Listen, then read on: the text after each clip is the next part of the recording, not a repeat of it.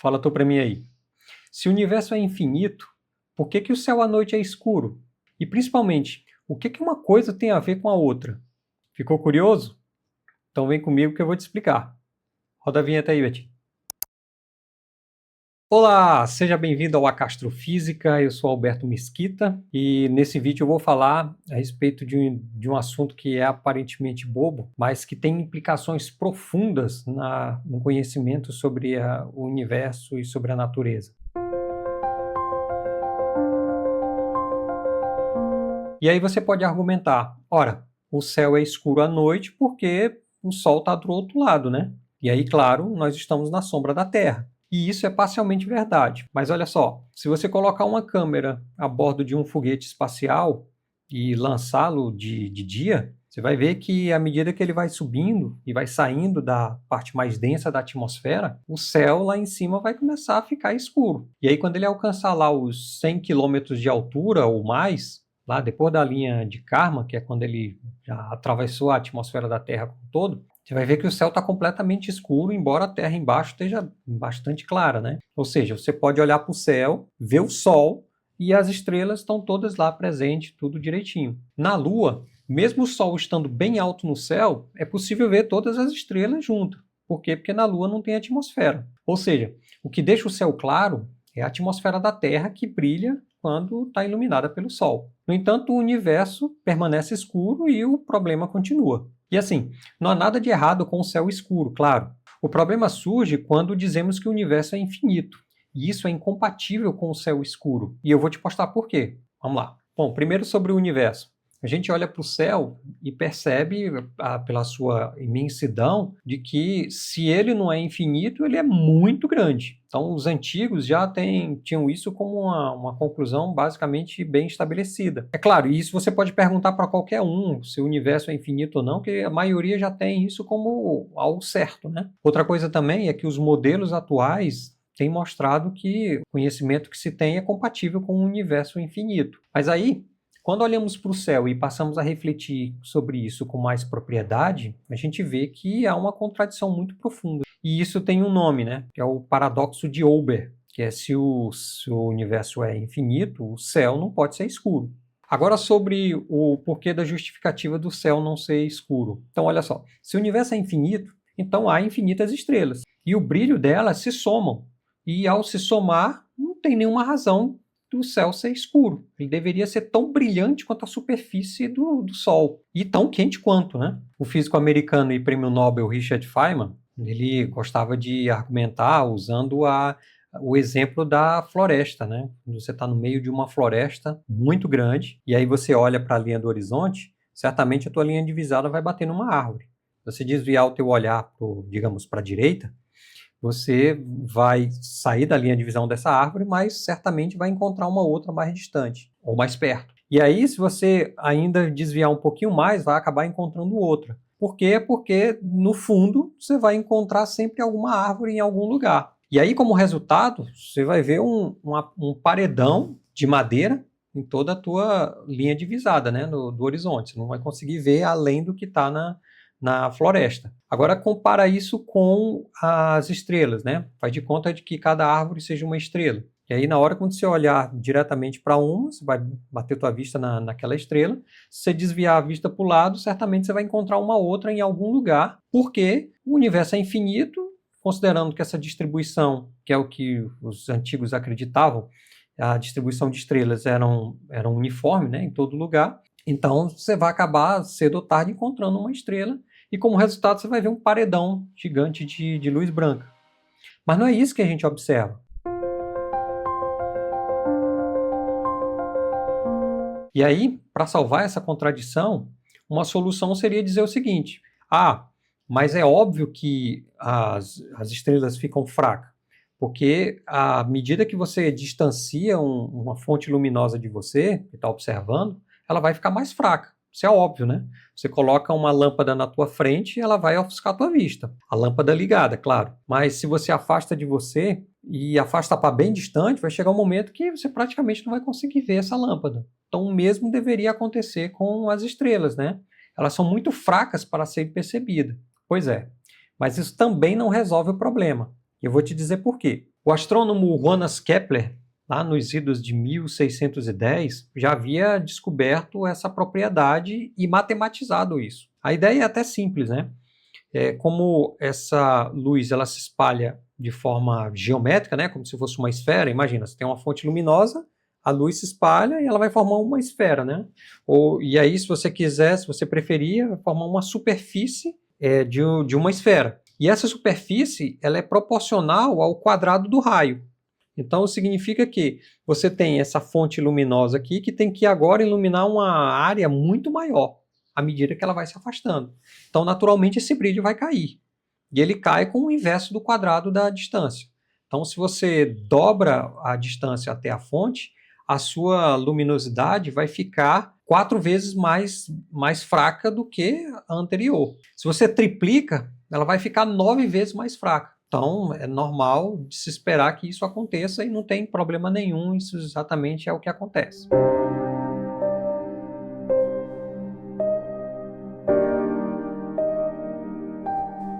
Só que aí a gente esquece de um detalhe, né?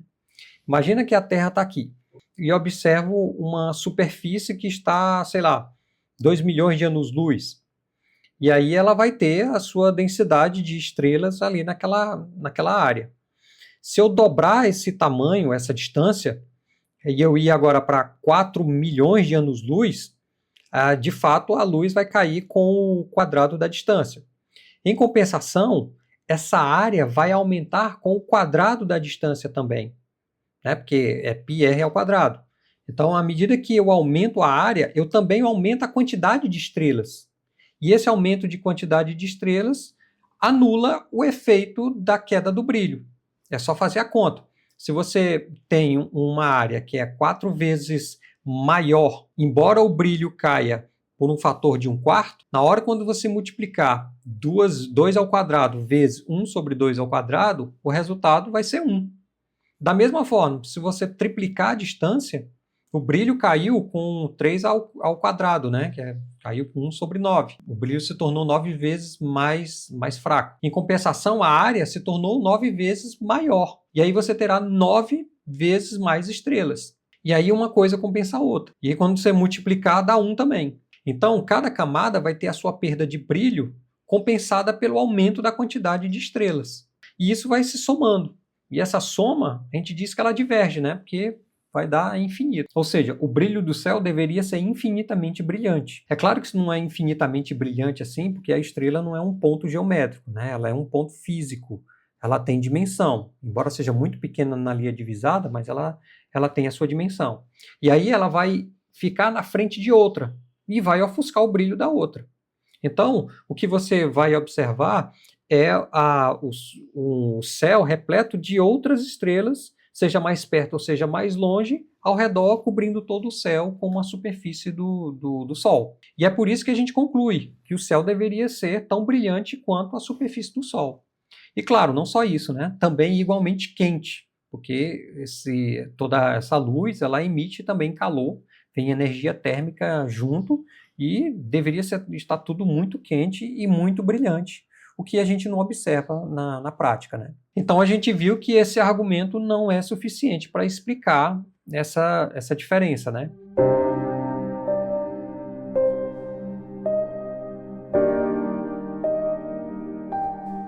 Existem outros argumentos também, como por exemplo o do fractal, que é dizer o seguinte, olha, a Terra está 150 milhões de quilômetros aproximadamente do Sol.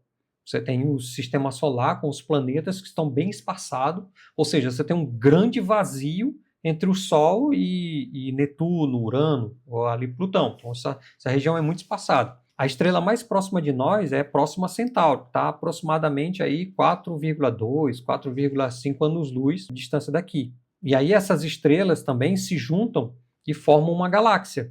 E essas galáxias se juntam e formam aglomerados. E esses aglomerados se juntam para formar aglomerados e aglomerados. E aí esses espaços entre eles vão ficando cada vez maiores, né? Você tem um espaço em pequenas escalas, como no caso do Sistema Solar, numa escala um pouco maior em relação às estrelas, ou dentro da nossa galáxia, e aí um maior ainda entre galáxias, por exemplo, entre Andrômeda e a nossa galáxia, a Via Láctea, E também entre os aglomerados, que você vê que formam buracos gigantescos e essa proporção só tende a aumentar. E daí, claro, a tua série já não vai mais convergir, né? Porque o brilho vai ficando atenuado e aí finalmente estaria resolvido o problema do céu escuro. Pois é, só que não, né?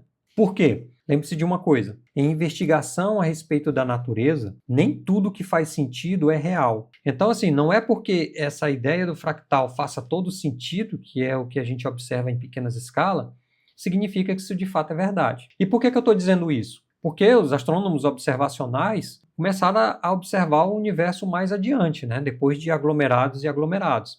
E aí, a partir de uma certa distância, aproximadamente 500 milhões de anos-luz, o universo, a partir dali, já é homogêneo. Como dizia Feynman, ele é tediosamente homogêneo. É o que os cosmólogos chamam de universo homogêneo isotrópico. Ou seja, para cada lugar que você olhar, ele é praticamente o mesmo. E para cada direção também. Então, o problema continua, né? Mesmo que para pequenas escalas essa ideia do fractal funcione, para grandes escalas não.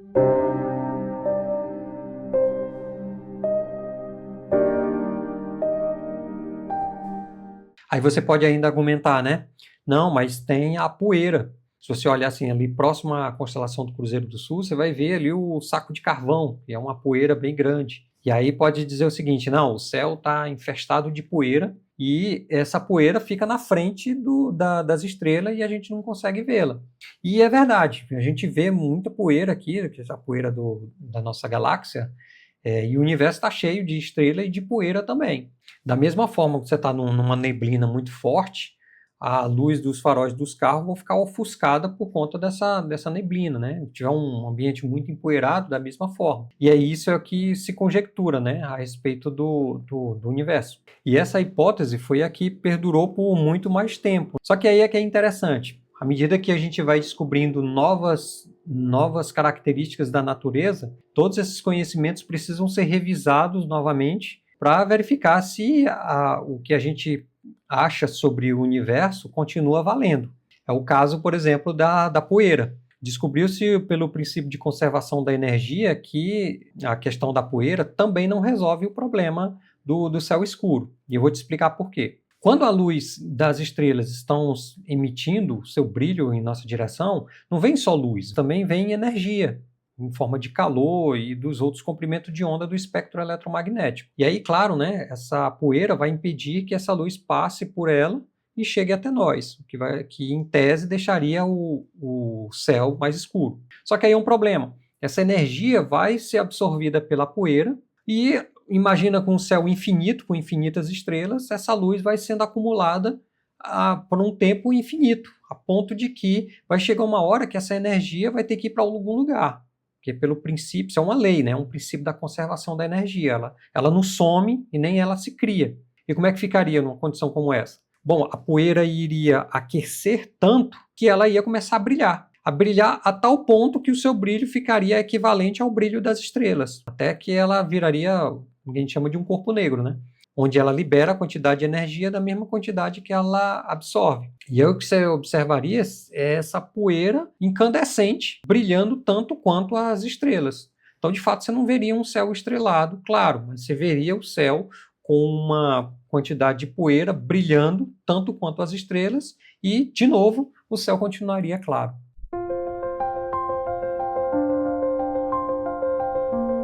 Então quer dizer que esse problema não tem solução.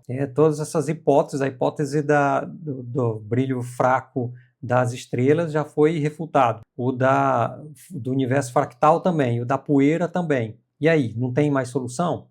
Talvez a gente esteja olhando para o lugar errado. Que aí o problema que a gente aprende em ciência é que mais importante do que as respostas são as perguntas. Não é que a ciência é movida por perguntas. As perguntas fazem parte, mas elas só vêm a partir da necessidade de tentar entender o universo. Eu digo isso porque na divulgação científica se fala muito que a ciência começa com uma dúvida. E isso é enganoso. Na realidade, a ciência não começa com uma dúvida. Ela começa com a necessidade de tentar entender um problema. E para isso você faz perguntas. E por incrível que pareça, as respostas são mais fáceis de ser encontradas do que propriamente as perguntas corretas de serem feitas. E aí ferrou, né? Se não é nada disso, então é o quê? Por muitos séculos, os astrônomos se debruçaram sobre isso e não conseguiram resolver. Kepler não conseguiu, Halley, Newton, todos eles pensaram sobre esse problema e não chegaram a uma solução. E talvez o problema esteja na infinitude do universo. Talvez ele não seja infinito como se esperava, como se crê. Embora as equações tudo mostre isso, é possível que ele seja finito pelo menos no tempo. E o curioso é que quem pensou nisso pela primeira vez foi o poeta americano chamado Edgar Allan Poe, em 1848, quando ele publicou o seu livro Eureka. É um livro curtinho de poesia, não tinha nada a ver com ciência, né? Ele tratou desse assunto e ele comentou na possibilidade de o universo, embora seja infinito no espaço, mas que talvez ele seja finito no tempo. Ele supôs que o universo talvez não tivesse aqui para sempre, né? E isso resolve satisfatoriamente o problema do céu escuro, porque, ora, se o universo é jovem, então as estrelas não tiveram tempo, as que estão lá no infinito, não tiveram tempo de chegar até nós ainda, porque a velocidade da luz, como você sabe, ela é finita. Porque olha só, se você observa a Lua, ela está a cerca de 1 segundo-luz da Terra. O Sol está, embora 150 milhões de quilômetros aproximadamente, ele está a 8 minutos-luz aproximadamente da Terra. Isso significa que se acontecesse alguma coisa com o Sol, nós só saberíamos daqui a 8 minutos. A estrela mais próxima, que é próxima a Centauro, está 4,2 anos-luz aproximadamente de nós aqui. Isso significa que quanto mais fundo nós olhamos no céu, mais o passado a gente está vendo. Então, como a velocidade da luz é constante, e embora ela seja muito rápida, aproximadamente 300 mil quilômetros por segundo, e comparada ao tamanho do universo, ela é tediosamente lenta. Então, provavelmente, essas estrelas que estão muito longe, a sua luz não teve tempo de chegar até nós ainda. Anos depois, o físico britânico Lord Kelvin resolveu calcular quanto tempo levaria para que o céu ficasse totalmente iluminado. E as suas contas indicavam que isso levaria cerca de centenas de trilhões de anos. Considerando que o universo tem 13,8 bilhões de anos, isso significa que o universo não teve tempo suficiente para que boa parte da luz do céu chegasse a ponto de tornar o céu totalmente iluminado.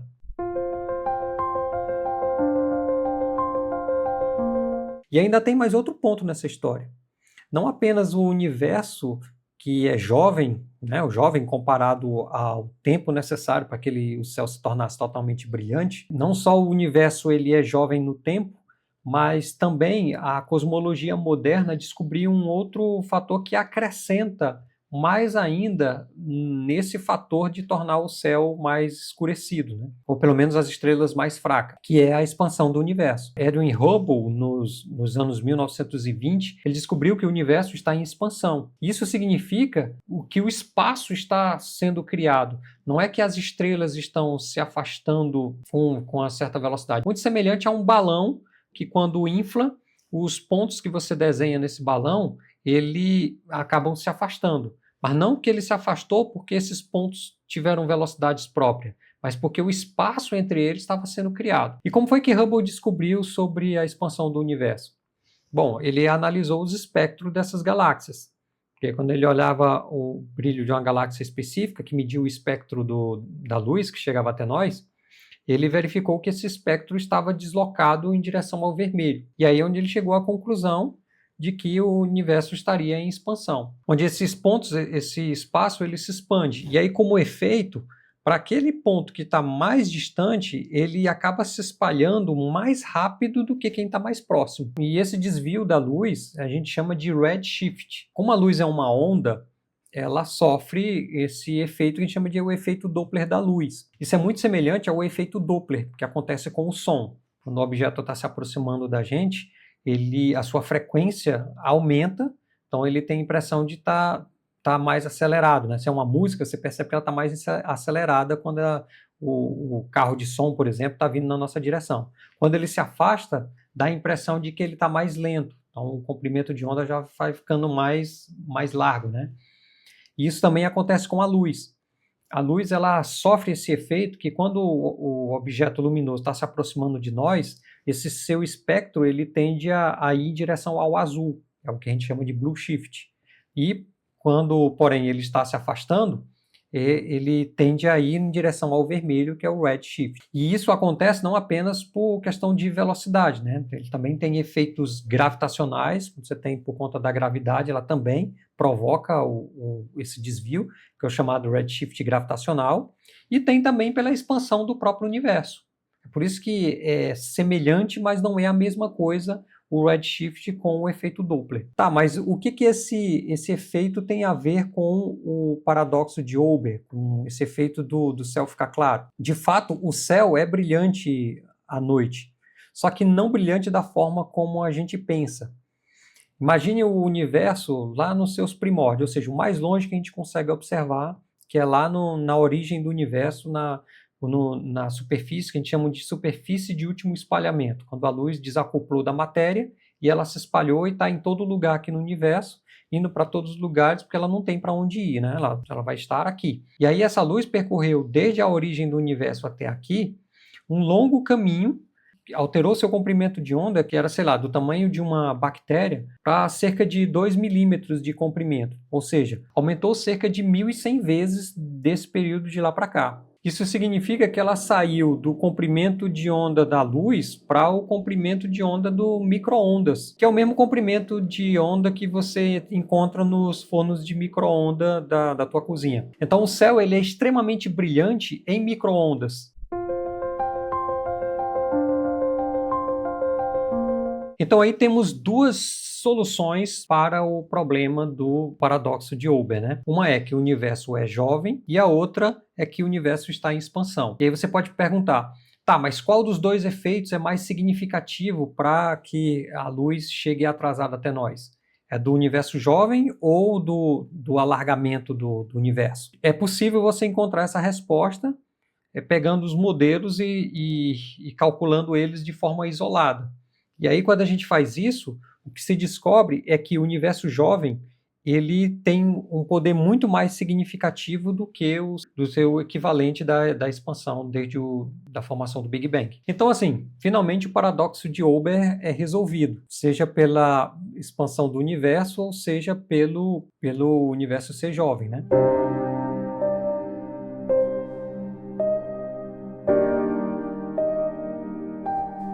Tá, mas você disse que resolveu o problema do brilho, né? E que saiu de lá da origem do universo, com a luz no visível e chegou aqui no micro-ondas. E a temperatura, como é que fica? Bom, para que ele venha desse comprimento de onda, ele tem que perder energia. E essa perda de energia é explicada pela expansão do universo. É como se essa energia ficasse diluída todo o espaço por onde percorreu. Então ela veio lá com seus aproximadamente 3.000 Kelvin, que era lá na origem do universo, e chegou aqui com aproximadamente 3 Kelvin, ou 2,7 Kelvin, né?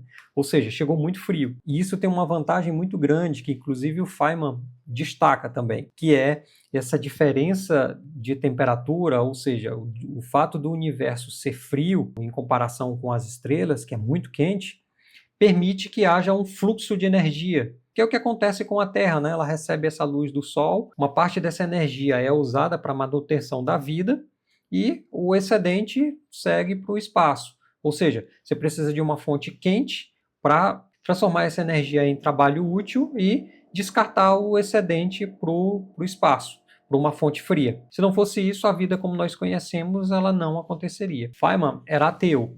Ele colocava isso como se a natureza tivesse essa pretensão de ver as coisas dessa forma. Eu, porém, sou cristão, e eu encaro isso não pela própria natureza fazendo isso, mas como o próprio Criador impondo essas condições para que se permitisse a vida como nós a conhecemos.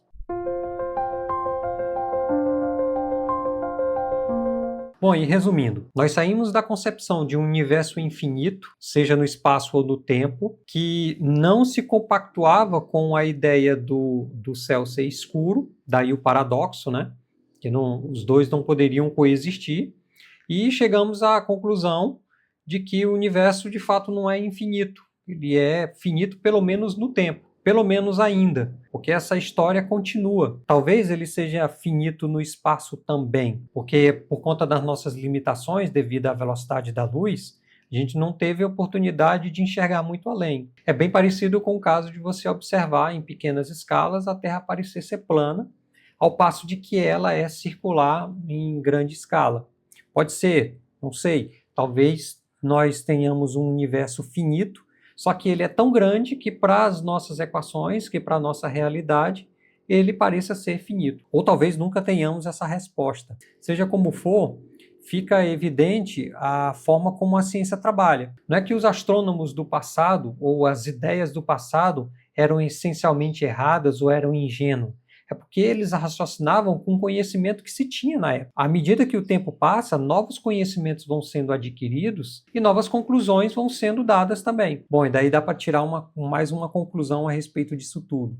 É que em ciência você não pode se precipitar para que as conclusões apenas façam sentido. Não é simplesmente você analisar por lógica. Você tem que ter o máximo de conhecimento adquirido dos fenômenos possível. Então, quanto mais eclético você for em termos de conhecimento da natureza, melhor. Porque é como se fosse um jogo de xadrez, sabe? Você precisa saber quais são as regras do jogo para você poder trabalhar e manipular de acordo com elas. E essas regras, elas não estão aí ditas gratuitas, você tem que ir buscar.